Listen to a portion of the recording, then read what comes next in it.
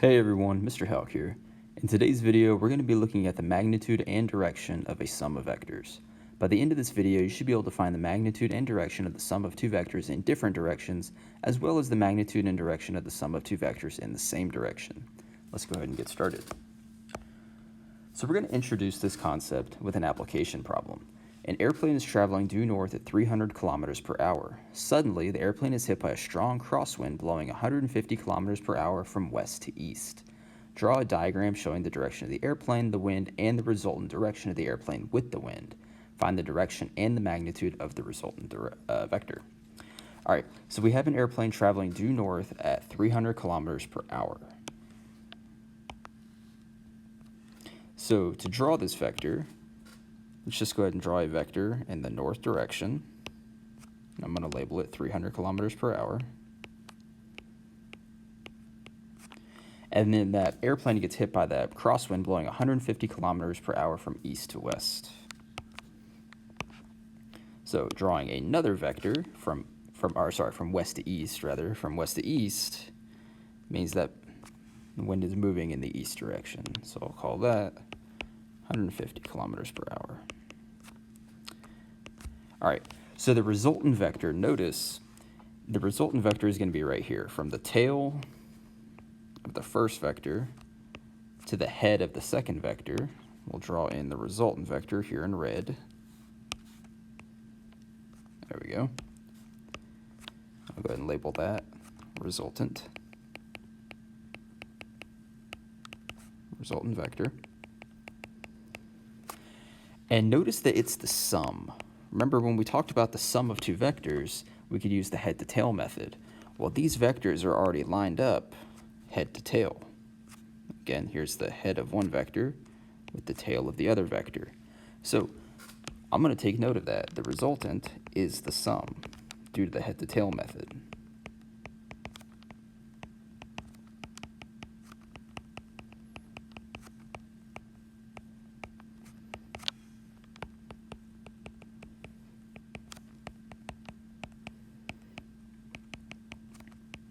Okay, and let's also go ahead and write down this resultant vector in component form.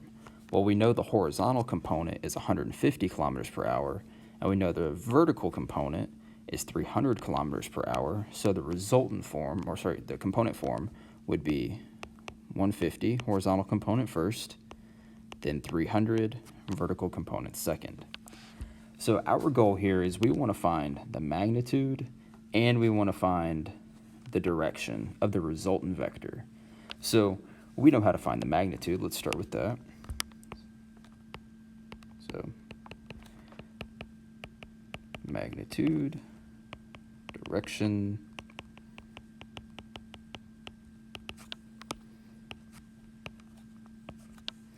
so magnitude, we know we take the components, we square them, we add them together, we take the square root.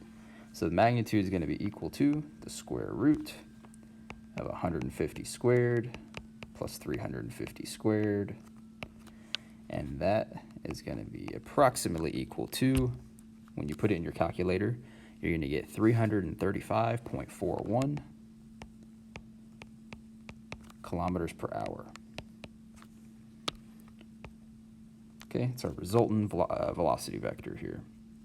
The direction, we know that when we have a vector written in component form, the direction is the vertical component divided by the horizontal component. So the direction is 300 divided by 150, which is simply just 2. Basically, that means that for every, basically for every 2 kilometers per hour that you would move in a vertical direction in the north direction, you'd move 1 kilometer per hour in the east direction. All right, so let's look at another example. A motorboat on the river. A motorboat traveling from one shore to the other shore at a rate of 5 meters per second east encounters a current flowing at a rate of 3.5 meters per second north. Draw a diagram representing the scenario and find the magnitude and direction of the resultant vector. Okay, so we'll set it up very similar here.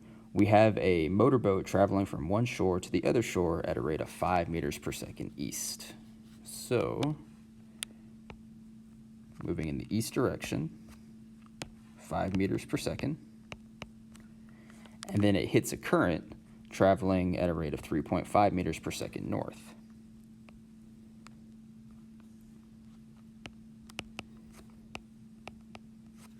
All right, so the resultant vector, once again, notice that these are already set up head to tail. So the resultant vector will be right here. Let's go ahead and draw that. I'm going to draw it in red. Don't know why I like to draw my resultant vectors in red. So here's our resultant.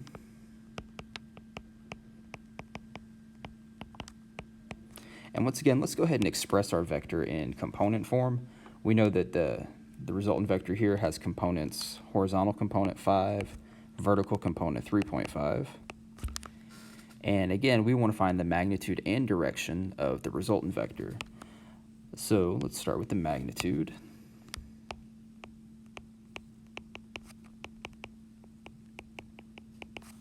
And then we'll do the direction.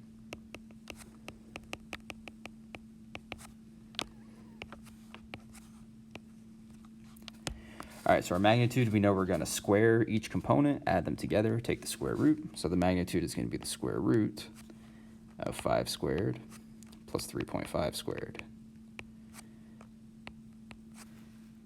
Let's see, that would be approximately, after putting into a calculator, since we're working with a word problem here, that would be about 6.1 meters per second for the resultant vector. The direction, once again, we know direction is the vertical component, the second component, divided by the horizontal component. That'd be 3.5 over 5, which is the same as 7 over 10. Again, that's telling us basically for every 7 meters, we would go, the river would flow north, the motorboat would go 10 meters east.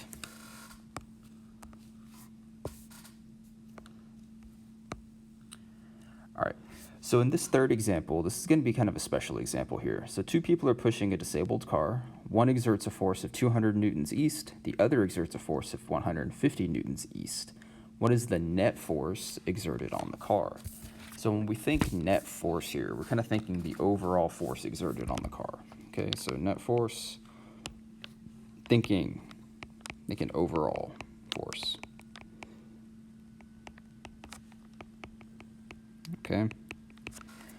Well, this is an interesting example because both forces are acting in the exact same direction. You know, if we think about these forces right here, like for example, in this first example with the airplane and the crosswind, these forces were acting in opposite directions.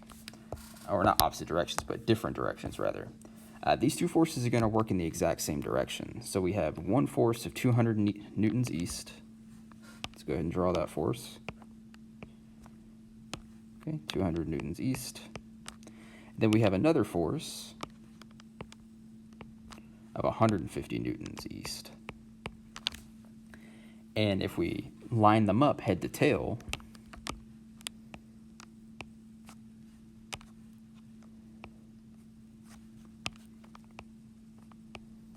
okay, we get something like that. And the net force would be the sum of these 2 forces, 200 plus 150.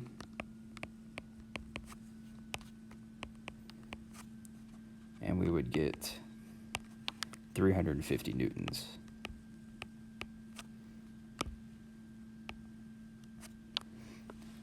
So let's talk more about these vectors in the same direction. Previously, we learned that the sum of the magnitudes of 2 vectors is not always equal to the sum of the magnitude of the sum of the vectors. Or in other words, this right here. The magnitude of the sum of the magnitude of the sum right here, and this is the sum of the magnitudes, in general are not always equal. Well, it actually turns out that if you have 2 vectors in the same direction, then the sum of the magnitudes is equal to the magnitude of the sum. Now let's consider the following example here. In our graph, we have vector u, which is 6, 3. Has horizontal component 6, vertical component 3. Then we have vector v, which has components 8, 4. And the vector sum is graph. So this is the vector sum u plus v. Okay? We want to go ahead and find the magnitude of the sum of the two vectors, and then we want to find the sum of their magnitudes.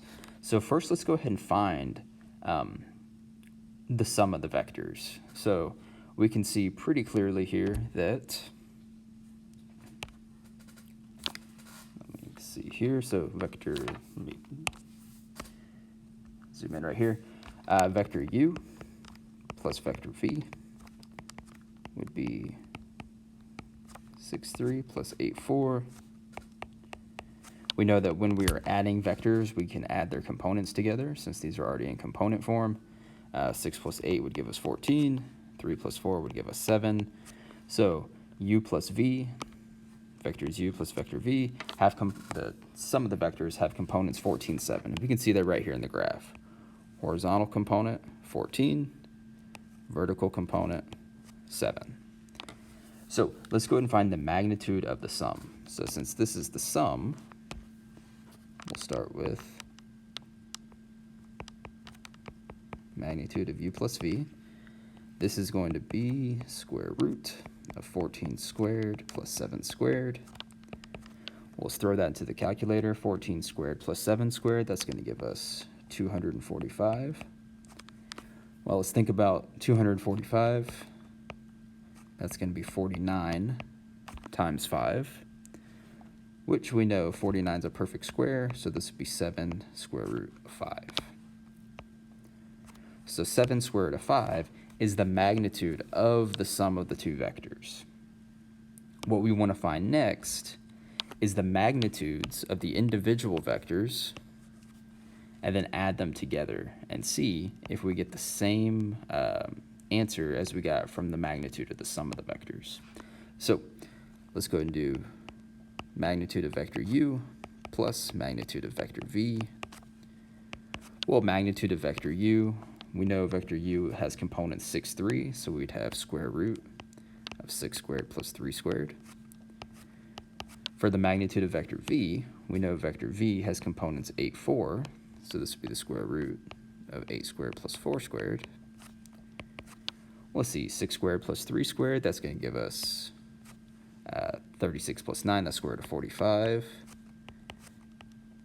8 squared plus 4 squared, that's going to give us 64 plus 16, that's square root of 80. Square root of 45, well, we know 45 is 9 times 5, and we know 80 is 16 times 5. Again, I'm just breaking them down to get some perfect squares here. Well, square root of 9 times 5, since 9 is a perfect square, this is going to be 3 square root of 5. And in the next part, 16 is a perfect square, so this would be 4 square root of 5. And notice both of these terms have the same radical term, square root 5, so we can add their coefficients, 3 and 4. This would give us 7 square root of 5. So notice again, when we did the magnitude of the sum, because the components were 14, 7, we found that the magnitude of the sum was 7 square root of 5. When we did the sum of the magnitudes, we found, again, 7 square root of 5. Now, I have to emphasize this once again. This is because these two vectors were moving in the exact same direction. So when your vectors are in the same direction, the exact same direction, the magnitude of the sum is equal to the sum of the magnitudes. But in general, again, in general, this is not true. In general, they are not always going to be equal to each other, okay? And we can see examples of that on the first page. Remember that the two examples we worked with previously, they did not have vectors moving in the same direction. You know, if we look at our first example, the airplane traveling north at 300 kilometers per hour, well, if we look at this vector individually, the magnitude was 300. If we look at this vector individually, the magnitude is 150. And if you add 300 plus 150, you get 450. But when we calculated the resultant vector here, the resultant vector was simply about 335 kilometers per hour. So usually, when your vectors are not moving in the same direction, the resultant vector, the magnitude of the resultant vector is usually less than the sum of the magnitudes of the other two vectors, okay? Same deal right here. These two vectors were not moving in the exact same direction. We had a vector moving to the east. We had a vector moving to the north. If we were to add these together, 5 and 3.5 would have given us 8. However, the resultant vector, the resultant sum, had a magnitude of 6.1. Again, because they were not moving in the same direction.